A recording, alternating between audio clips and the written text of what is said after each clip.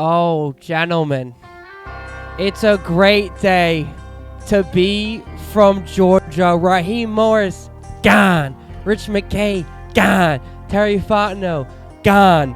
Making it a really, really great Sunday as we eliminate the Buccaneers. But also, it was a sad day for Georgia College sports this past week. Georgia Tech falls to BYU. Georgia falls without Lane Kiffin to Ole Miss. A lot of talk about Trae Young rumors at an all-time high. Braves haven't signed Kyle Tucker yet, but hopefully. But welcome back to Georgia Sports with Georgia Boys. As always, I'm your host, Red Rocket, joined by my co-host, Parker Reason, at a Fort Benning. And joining us, future cousin-in-law, future brother-in-law for Parker himself, man who went to Georgia, got the ins and outs of the whole UGA football program, Jess Cogan. Jess, welcome on. Thank you. Glad to be here. Better day than last week, but Raheem Morris being gone is big time. Huge. At least Georgia lost. Huge. Huge. I feel like I wanted to start with the Georgia stuff, but we have to talk about the Atlanta Falcons. Everyone, they did it on Sunday night, which, they usually do it on Monday. They call it Black Monday. But Raheem Morris has been let go. Terry Fontenot has been let go. And Rich McKay has been replaced by Greg Biddle? Greg Biddle as the new CEO and president of football operations. Gentlemen, what are our first thoughts? Jess, you got it. This was one of those moves that you look back and you were trying to tell yourself that you're probably gonna get one more year, Raheem, and they make the call Sunday night, and it feels like the streets are rejoicing. Um, this is a big time move, I think, towards the future of the franchise. I think Rich McKay is old and been out of the game too long, and now we got to get a fresh mind in here. And rumors are that Matt Ryan is that fresh mind that's going to come in.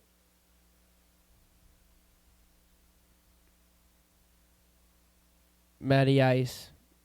Love it.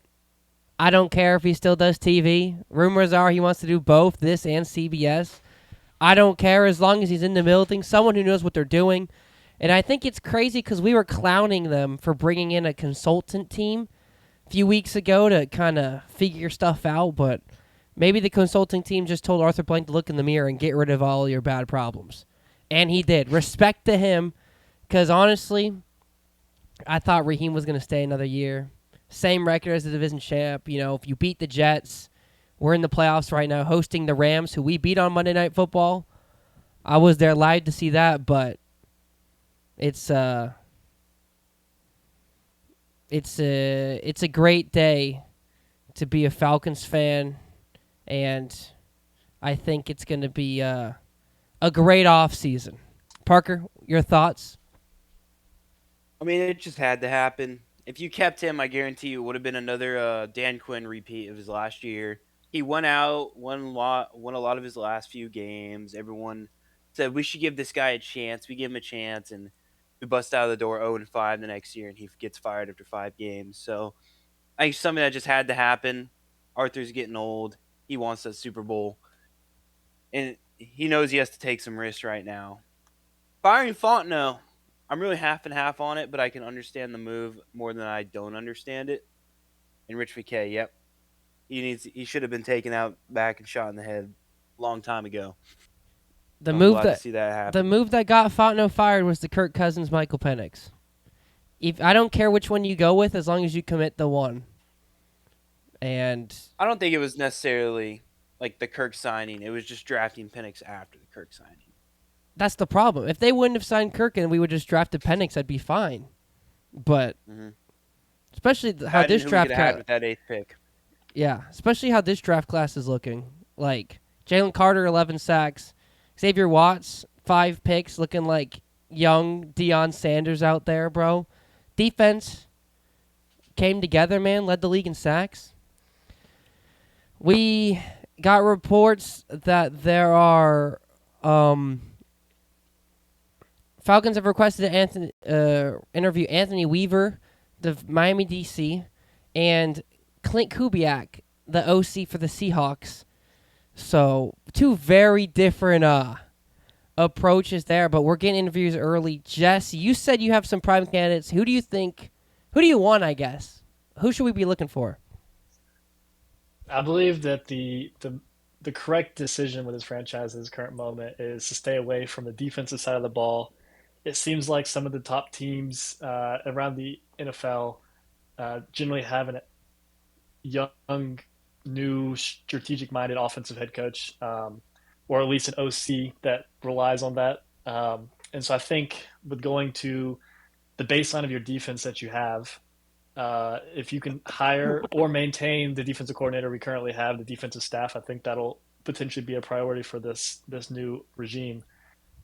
Going out and getting a new young offense, not even necessarily young, just an experienced offensive mind who has experience with quarterbacks. The way the team is currently set up, we can't really afford to go out and sign a quarterback. The way the cap is set up, the way the team is set up, you kind of have to go all in on Michael Penix for the next year, and then you can look into if it is a failure again, then you go back and you let this new head coach pick his quarterback that he wants to build and for the franchise. But regardless, this team has to be on a quarterback with a rookie deal or get lucky with a current guy who's going to sign for a cheap contract. But off that, immediately the names that come to mind, the freshly fired Cleveland Browns head coach, Kevin Stefanski. I think he makes Love a lot it. of sense in terms of the offensive mind. The next mind would be Dable from the Giants. That's a name that could potentially make sense, but I think they're not going to go in that direction. Uh, Another name that could possibly was the offensive coordinator, Clint Kubiak, who did get a interview opportunity. I think he will be a high considered prospect here in this search if they are trying to go away from experience, which it sounds like they do want to go towards experience. But the name that everyone's circling and watching this weekend is Matt LaFleur. And does he get fired if they lose to the Bears in the Come first home. round? I believe if Come he home. does get fired, I would love to see the Falcons take a shot and bring Matt LaFleur home, especially if Matt Ryan is hired as the president of football operations come the end of this week. As we all know, LaFleur was his quarterback coach here in Atlanta. So the stars do align for that alone. So I think those are some of the names off the top of your head that make sense. And I guess we'll see where we go from here. We're very early in the process. I think once we announce a president of football operations, which again we can assume is Matt Ryan, we can really start moving forward here. So we'll see. I mean, I would love for Matt LaFleur to come down here because all you got to do to win the NFC South is win 10 games. So, and all he's done at Green Bay is win. So, get us a couple wins, get into dance and see what happens, man. This team is just a few moments away from being 11-6. Like Jets, Dolphins. And I think 11-6. That's 11-6 with a lot of holes and poor coaching decisions. Exactly. So, I mean, he's been doing a good job with Jordan Love. You can say their offense is a little stagnant at times, but replace Josh Jacobs with Bijan Robinson, and I know he loves to give Jacobs the ball. So I would love Matt LaFleur. I would love Clint Kubiak, who did good with Geno Smith, did great with JSN and Sam Darnold because we got London coming into his 4th year, a potentially contract year. So if he can make London into that type of guy, we can silence a lot of doubters with that. But Parker, how do you feel about Matt Ryan coming into the fold? Like, being a prominent role, hopefully, but because Brady's in a minority role right now with with the Raiders, so it'd be kind of the same thing, but it's still kind of new territory-esque in the NFL. You don't see many former players outside of like John Elway get involved like this. So what do you think? I mean, I don't get how you complain about it. Guy knows the game inside out. He knows what this organization needs. He knows what it's needed for years. Why not, man? Nobody wants to see the Falcons win more than that guy, on the field or off the field. Just give him a shot, honestly. If you're not going to bring him in as some kind of coach or quarterbacks coach, bring him in as the president of football operations. There's no reason not to, and I really can't even see what role Arthur could have apparently offered to him if it wasn't that. So let it rip, man. Why not? Why not? We gotta try anything and everything. Um, yeah, but this past weekend, we beat the Saints somehow. Both teams looked like they wanted to lose. We stopped the Bucks from making the playoffs, which makes me happy, but also makes me mad. Panthers made it back to the playoffs before we did, but they'll get squished by the Rams. I didn't see either team winning that game, so it was kind of a pick your poison thing. Thoughts on the season as a whole, gentlemen? Are we, even though Raheem Morris is gone, is there still hope, or do we regress next year, or are we division champs this time next year? Depends on who we hire, honestly. Team is made by its coach. I would say that I wouldn't say there's a window, but there's a glimpse of a window that with the right hire, with the right development of a quarterback, you would hope that it is Penix for the sake of salary cap and not having to draft another one. There's a glimpse of a potential window that you're window shopping. You don't have a window yet, but you're window shopping, and I think hiring the head coach is someone that could really get you to maybe purchase a window. I don't know how big it is, but you've got a lot of talent on both sides of the ball. You seem pretty young on defense. Offense, you're starting to get towards some contract extensions that are going to start raising your salary cap a little bit. Drake London being the big one. Um, so I think that with the right coach, I can see, especially with the NFC South being, I don't see any team being on the right direction of being dominant in this division. Like Panthers had a good year this year. Don't know if it was Did they sustainable. though? Can you even call 8-9 a good year, though? Yeah, I mean it's a good year for them in terms of where they've been in the past couple of years. Like this is a direct direction they're going in. It's a good trend for them. Um, But the Bucks kind of are stagnant without Liam Cohen. Like, are they going to be able to make changes next year? And the Saints, I also while think they've the won Todd 4 or Bowles is 5 straight gone. towards the end, Todd Bowles could be gone. Hasn't been announced yet at this current moment. And the Saints are kind of in that weird spot where I don't know if they're actually good or they just caught steam like the Falcons did whenever they got eliminated. Yeah. So there's not really one team that I think sticks out as like, oh, next year watch out for them. It seems like the Bucks kind of maybe regressed a little bit, and the Falcons are kind of stagnant, and the Panthers might have moved up, but are they really a team that you expect to win the division back-to-back years? No. At this current moment, depending on the roster, it's tough to say yes. But I mean, anything can happen. So I would say, yeah, I think it's a high. I like the Falcons' odds with the right hire next year.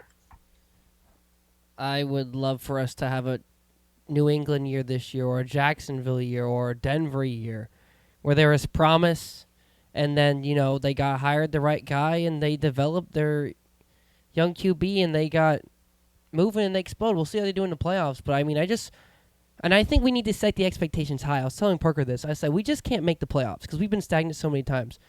I think we need to win a playoff game. Hire a coach, win a playoff game next year, then we're on to good stuff. Because then at that point, hopefully Penix is something, and I think we can delay the Penix play. When we have to pay Penix, just because he's barely played a calendar year, another injury, he won't play a full season next year.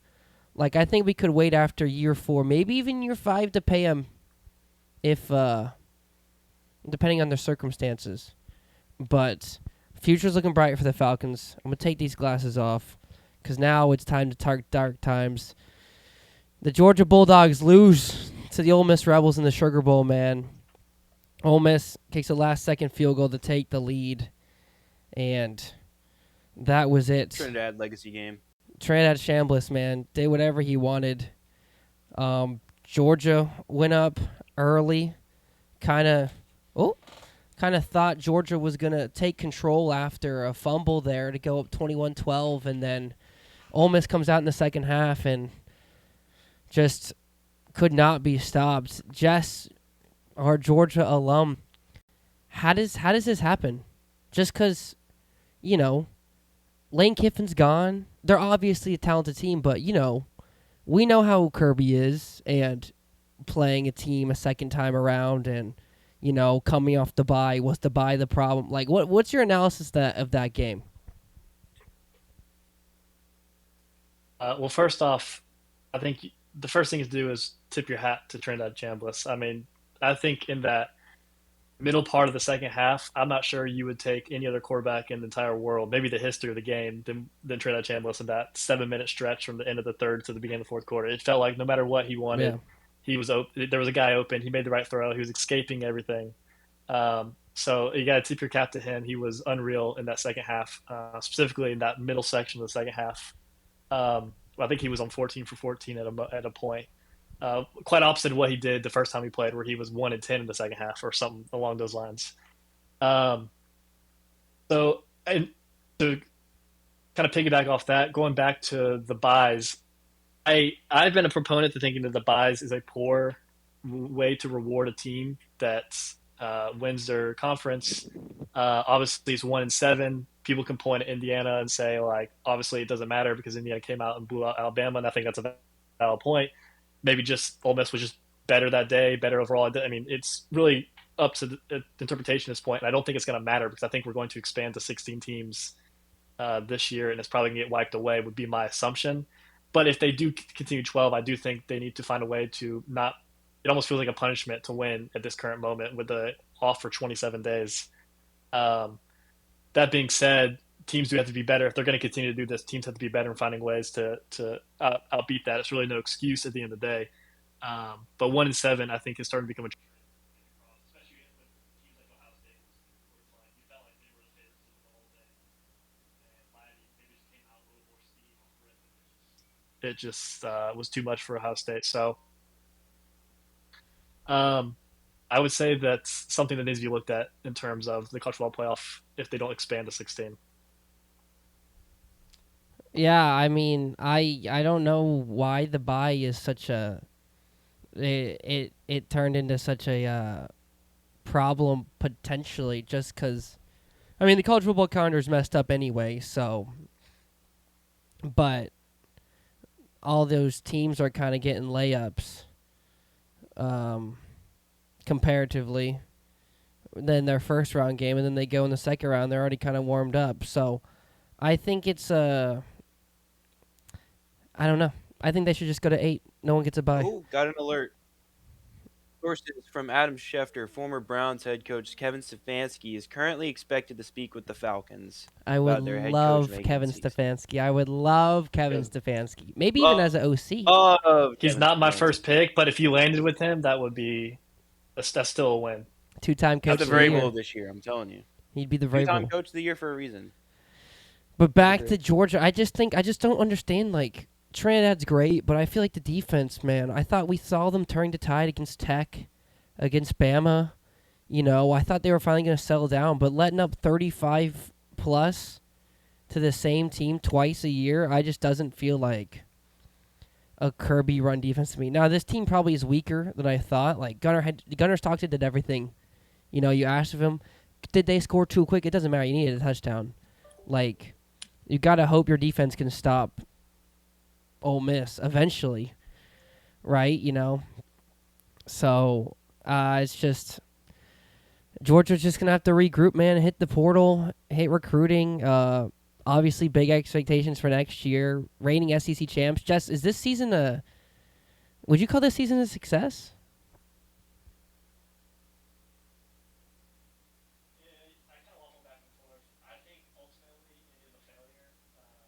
Going out quarterfinals back to back years is nothing to be proud of. Now, SEC championships, you can't. People kind of, you know, don't put a lot of thought into it, but that is a major accomplishment, especially for this team. I said this all along.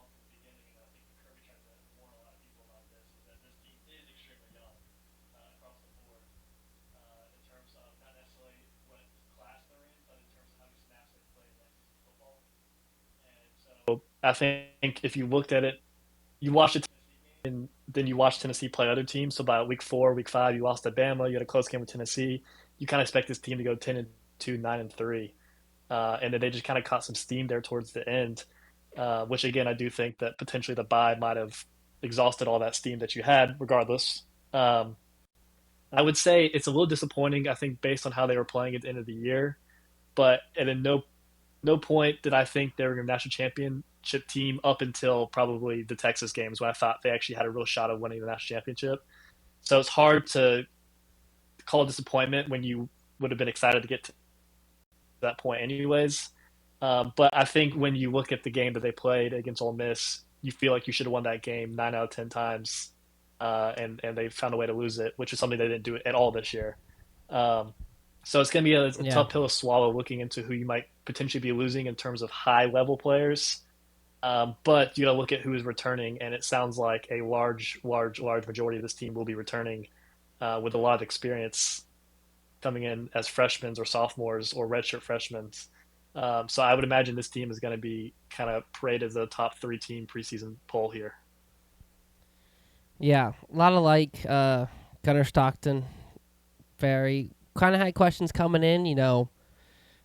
Litmus tests against Notre Dame. Wasn't the best, but being thrown in that situation, probably not a lot of people would.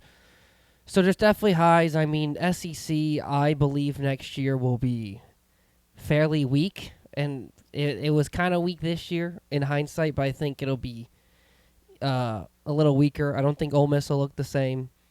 I don't think Florida will be seeing any improvement. Same with Auburn. Bama, they're got to find another guy. I mean, you're thinking LSU because of Kiffin, but how long will that take? Texas with Arch, yes. Oklahoma, I don't know if they replicate what they did this year, even though I thought they were a very weak team at 10-2.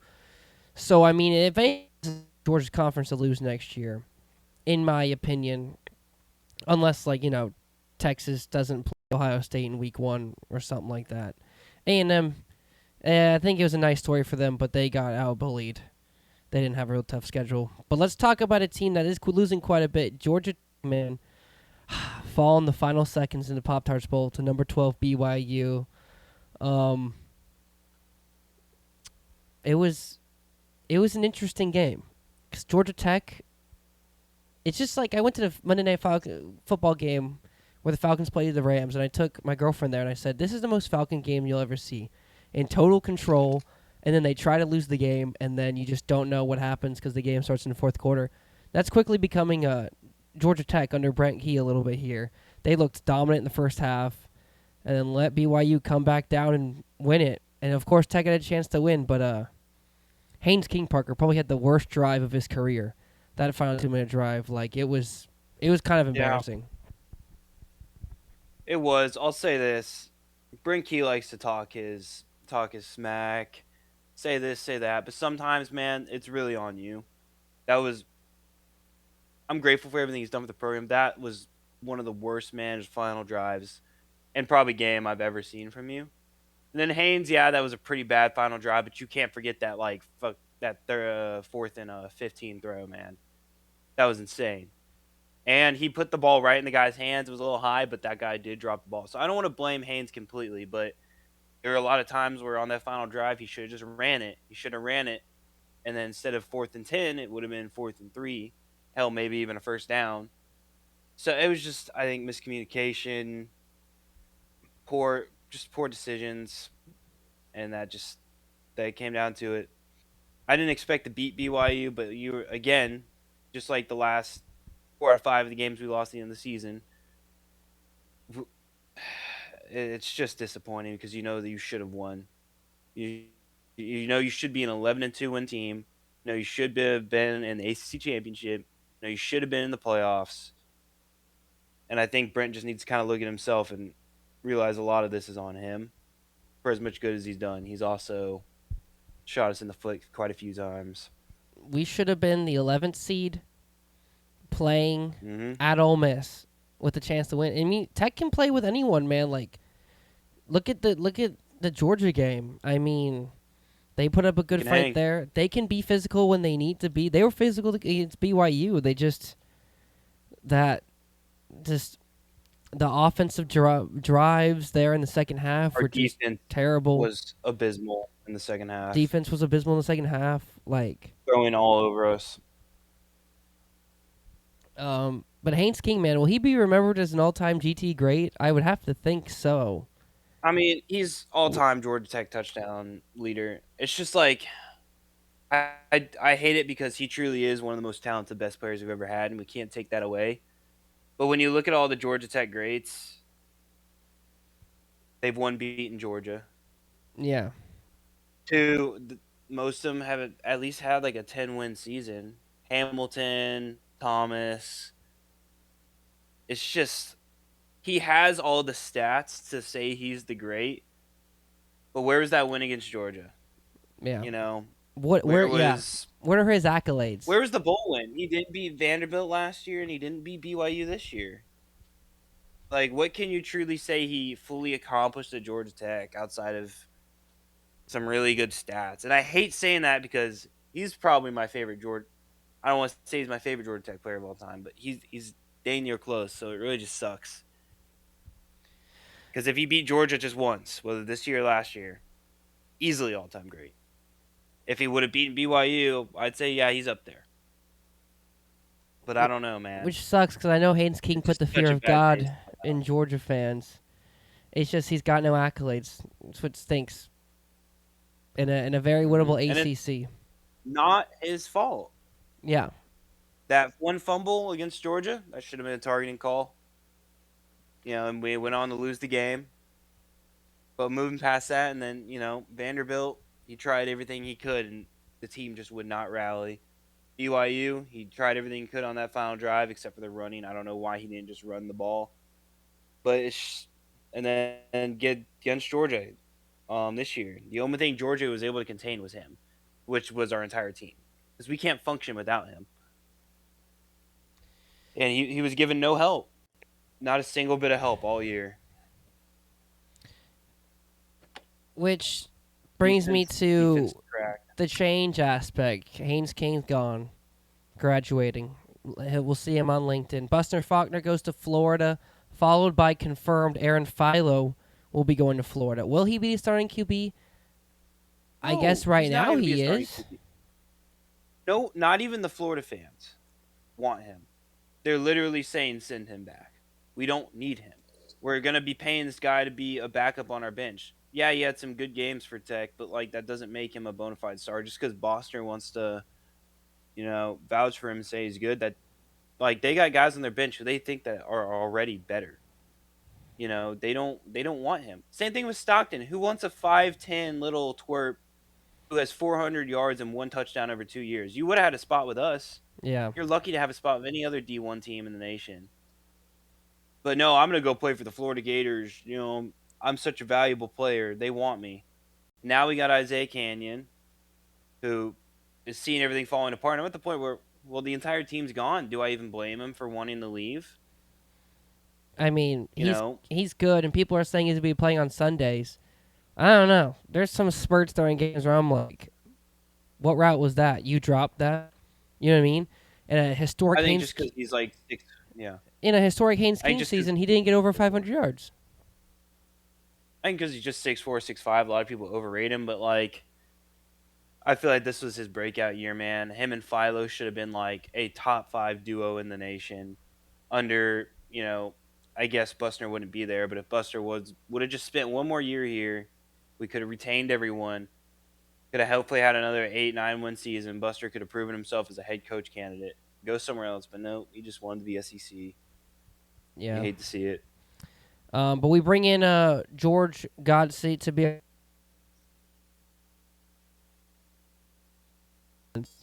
But still winnable. Miami might win the national title. I don't know. We'll see. But I'm not scared about Virginia. I'm not scared about FSU. I'm not scared about helps. It's still very winnable. And if Jess is correct and we go to 16, all you got to do is win 10 games in your 16, 17 the whole season. So, I mean, there's still stuff, but this was a wasted opportunity for Tech at the end of the day. I know we said it was successful, but looking back, probably not. You know. It's a wasted season because we're probably not going to have a team like this for another 3 years, maybe. Just for all the pieces to come together to make the playoffs, Yeah. it's just never going to happen. But let's go back to downtown. The Atlanta Hawks. We are still in play-in purgatory, the play-in vortex, because we can't escape it. But the Trae Young talks are as hot as maybe they've ever been. Gentlemen, just simple question: do we deal him? Like, Well, forget the hypotheticals? Like, does a deal get done? well, I'll say this. I got an alert about 20 minutes ago. I've been waiting to read it. Trae Young is open to moving on from Atlanta ahead of the trade deadline. Oh, that hurts my heart. It does. It does. I think it's time. I think, yeah, he's a great player, and it's not necessarily his fault we're on like those losing streaks. Everyone wants to be like, oh, we're 1-6 with Trae, but we were 7-2 without him or something. I don't think that's necessarily Trae's fault. I think it's just bad play from the team. But I'm at the point where we got our young talent. I think Zach is going to come into his own. Jalen Johnson has proven himself as a star. Onyeka is coming into his own. Finally, we have a very young Finally. core, and Trae. I don't think we're better with him, but I don't think we're worse without him. But he is worth a lot of money. I don't think we should pay him. I think it's time to deal him for what you can, and bring in a piece to help us make the playoffs. Hopefully, win a playoff series. And give him his flowers, wave escape the goodbye. But I play-in. think I don't think Trae's been happy in Atlanta for a few years, to be honest, with all the coaching changes and disappointments and him carrying the team on his back for so long. Now he comes in and the chemistry with the new star, it just ain't working. I say it's time. Team building has not benefited Trae. No. They've been just being like, Trae, He's a you can hard just guy to mesh do your with. stuff. Yeah, they're like, Trae, you can just do your stuff, and the other 4 guys, we'll build something with them. But that's just not how it works when there's only 5 guys on the court. But Jess, your thoughts? yeah, Jess, what do you think? I think you're a big, pretty get Trae out of here guy. I was a big get Trae out of here. But at this point, doesn't seem to me much of a reason to extend him. I don't think he's going to get traded at the deadline. I think they might try. Don't think something's going to get worked out. We'll end up running him rest of the year. But when you have the potential top 4 pick with the Pelicans, it almost feels like that it's inevitable that you kind of make that a transition time and you get a chance to potentially get a guy like Darren Peterson, who's a guard, or another big that can play over Nyeka. Because I think this team has played his best ball not when Trae's been gone, but when Porzingis has been on the court. Yes, I love Porzingis. The problem is Porzingis can't stay on the court, so they need to find a player that is consistently able to stay on the court at that level. That's when we play our best ball, with or without Trae. So that's got to be the number one priority for this team, is either find some way to heal Porzingis and extend him, which doesn't seem very likely, or find a player that can play to his caliber in the draft and or in the free agency. And this team also when Trae's out, lacks a true guard. So those are the 2 things I think this team needs to get better at. I see this team, if they find a way to get Porzingis healthy, with or without Trae Young, I can see them peaking just in past the play-in game. Without Porzingis playing a lot, it seems like a better play-in spot we're going to be in. Yeah. But I think the future is potentially bright in Atlanta if they can nail the draft and the open cap space you're going to get with a lack of Porzingis and Trae Young off the books. Yeah, I mean, I don't want Trae to go. One of my favorite Atlanta athletes got his jersey, but I mean, it's probably time. I mean, Luka's gone from Dallas, so I think we won the trade. So I think it's time to get rid of him because there's some interesting names we could get out there. I mean, with this potential first overall pick, top 4 pick with Trae, maybe Zach Richter. I mean, what are you? I'm gonna say some names. You guys let me know if you think that'd be, if you like it. What if we get AD, Anthony Davis? Same problem Porzingis. He can't stay on the Agreed. court. I don't like those rumors. What about Jaylen It's Brown? I've heard Wouldn't hate him, but who would we give up for him? That's a money problem. That's the thing. He's really expensive, but he's your true guard. You know what I mean? I think if we're gonna get another top pick, let's develop all our talent, and instead of, blowing a bunch of money on one guy, we get all these young guys for cheap and see what we can do with them. Because we're gonna have to sign Jalen Johnson pretty soon. Yes. But what if we get Giannis? Please. Yes, give everything away. Everything for Giannis.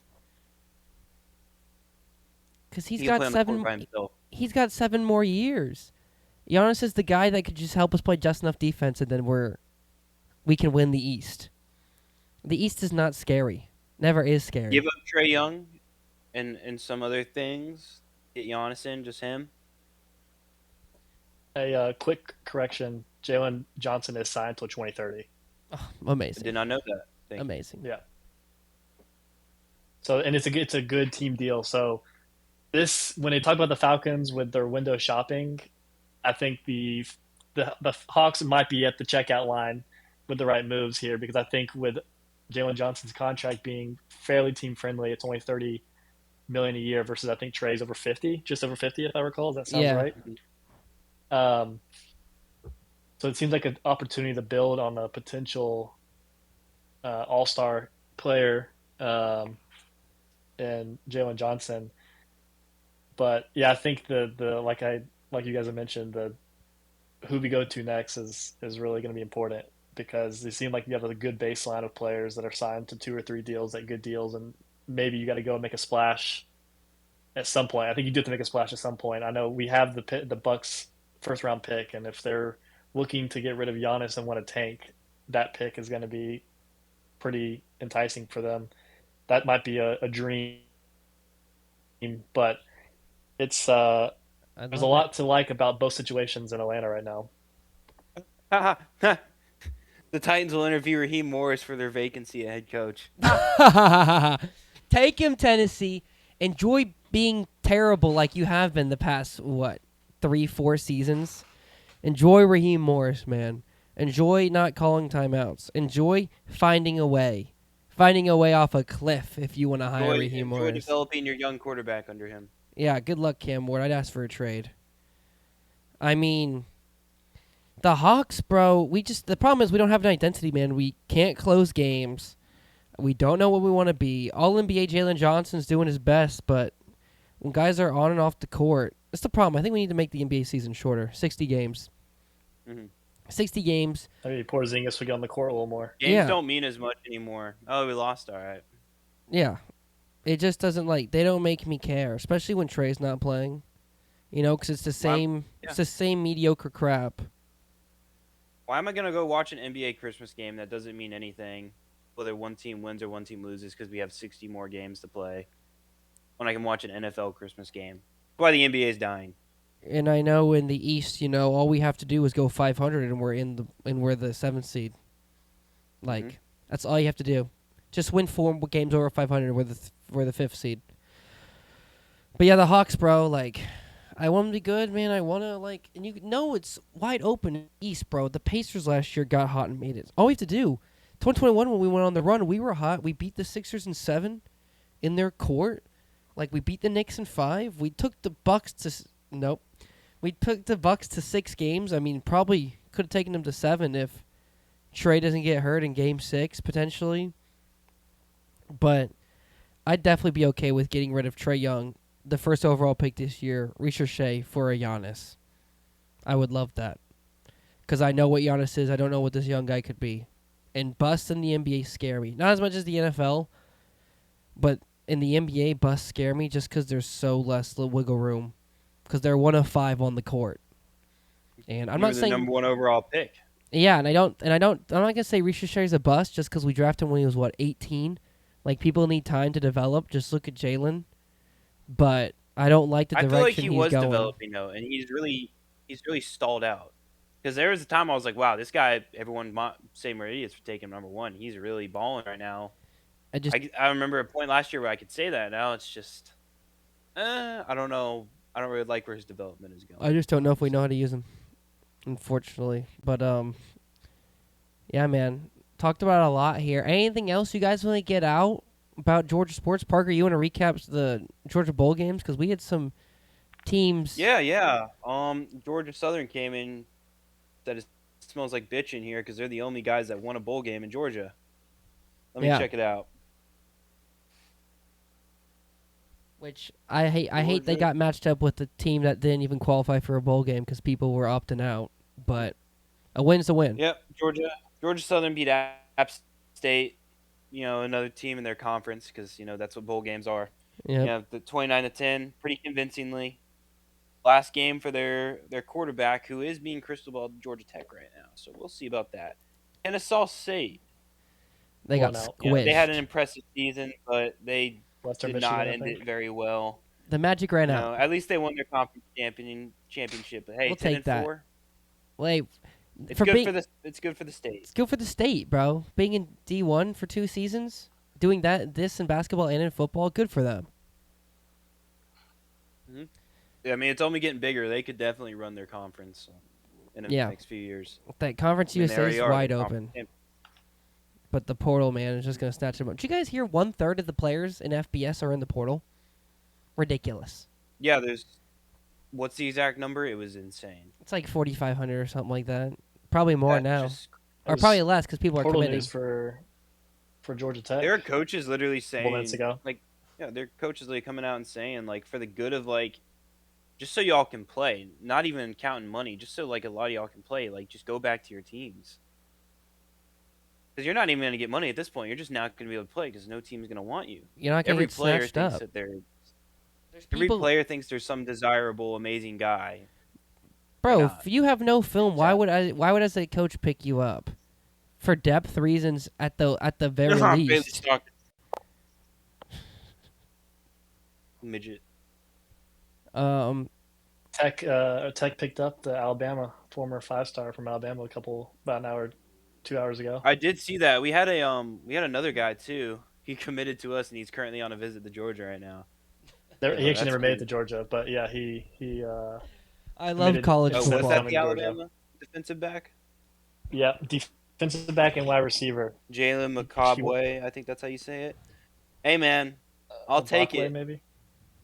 How dare you commit to us and then go? I'm not gonna take anything right now because if you can commit to us and then still go to our main rival after and go take a visit there, you're not really committed. Well, he never made it to Georgia.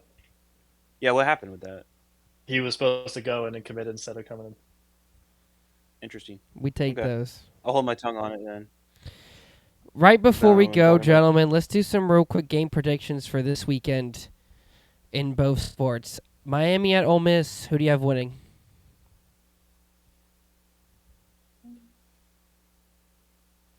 I have to go Ole Miss. Or, my bad, Miami. I think the trenches are going to win there. I would say Georgia's D-line did pretty good against Ole Miss's O-line. They just couldn't get him down. I think Miami's going to win a close 24-20 game. I'll take Miami, honestly. I just have a feeling. I don't think one team is really better than the other, to be honest. I think it's going to be more of a defensive slugfest, and I feel like that's not what Ole Miss specializes in. I feel like Trinidad's going to come off in an amazing game, and he's going to slow down. I just have a feeling. I don't think one team is better than the other. I just think Miami. It's going to come down to defense. I think Miami's going to take it. BTA, Miami is back. Oregon versus Indiana, the rematch. I think Indiana cruises. I don't think. Yeah, I'm going to take Indiana. I'll probably go Indiana, although I do think it's going to be a very close game. I thought Oregon looked a lot better than I thought they would have against Texas Tech, but Indiana looked unbeatable against Alabama. I don't think anyone comes close to how good Indiana looks right now.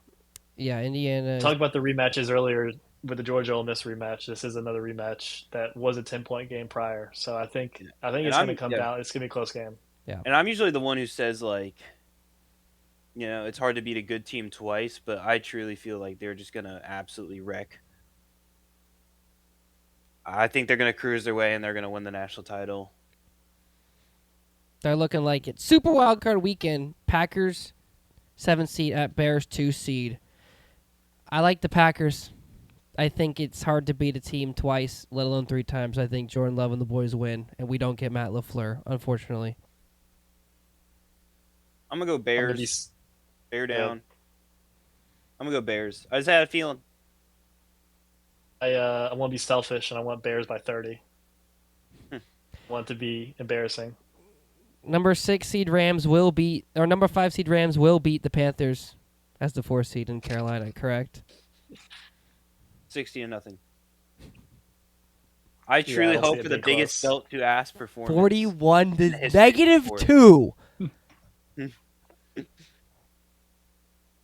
All the Panthers fans are running around rejoicing, saying we'll never make fun of the Falcons again. Yada yada yada.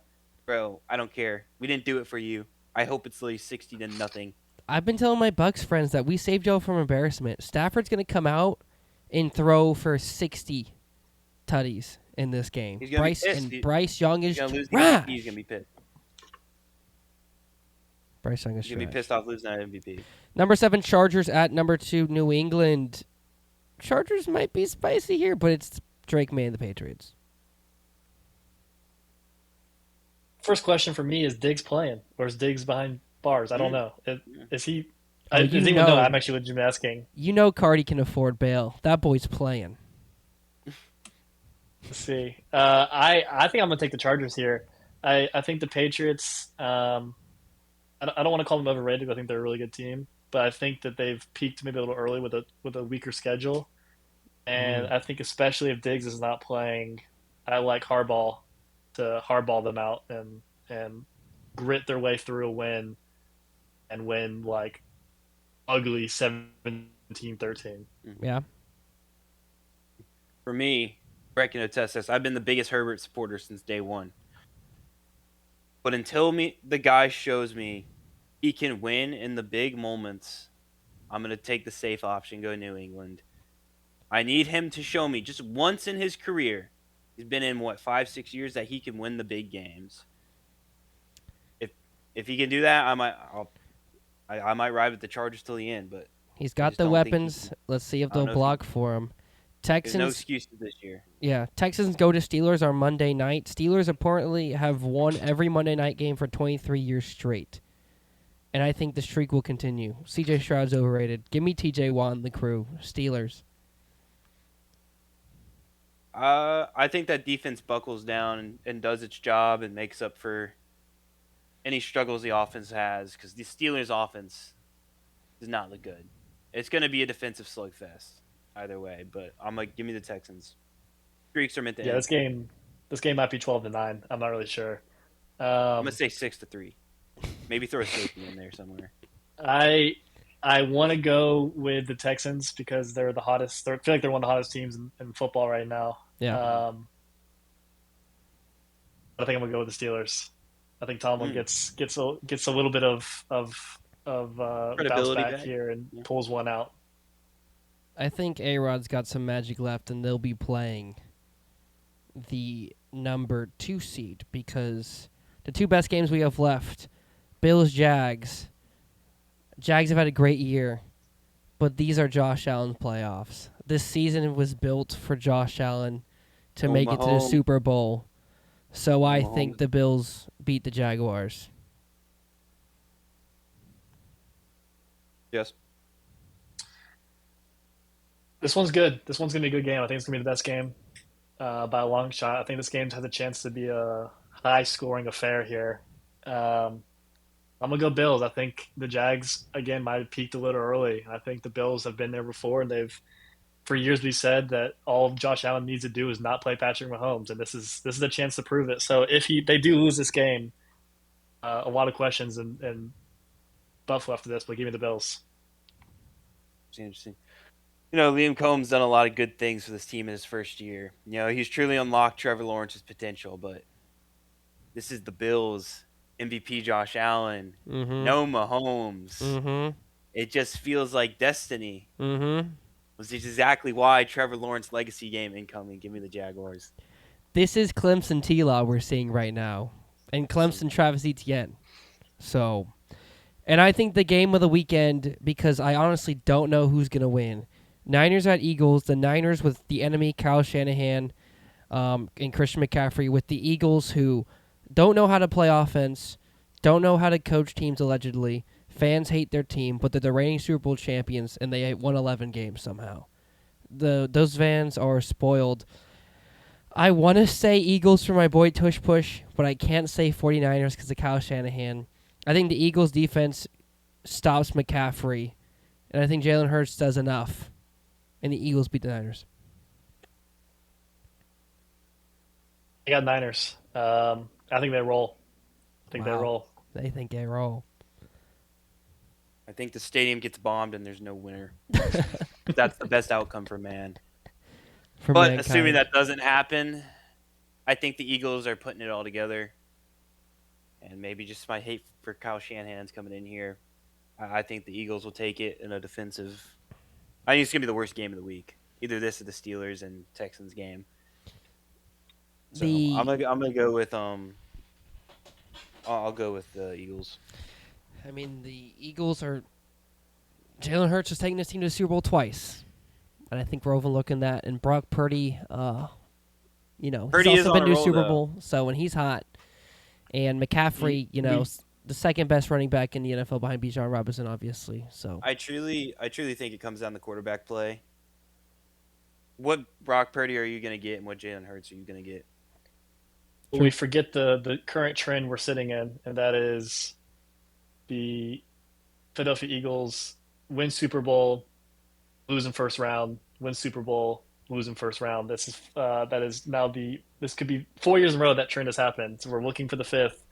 So it makes a lot of sense. This is a loss on the wild card. You might be right. Well, Jess, thank you for hopping on. Parker, thank you for joining me as well. I've been Rocky. This has been Georgia Sports with Georgia Boys. A lot happened for the state of Georgia, but to cool down, you'll probably see less shows. Maybe we'll recap the NFL at the end because we've got nobody in the fight. But it's about to slow down for us, so hopefully an exciting offseason for all sports involved. But thank you for joining us. Peace.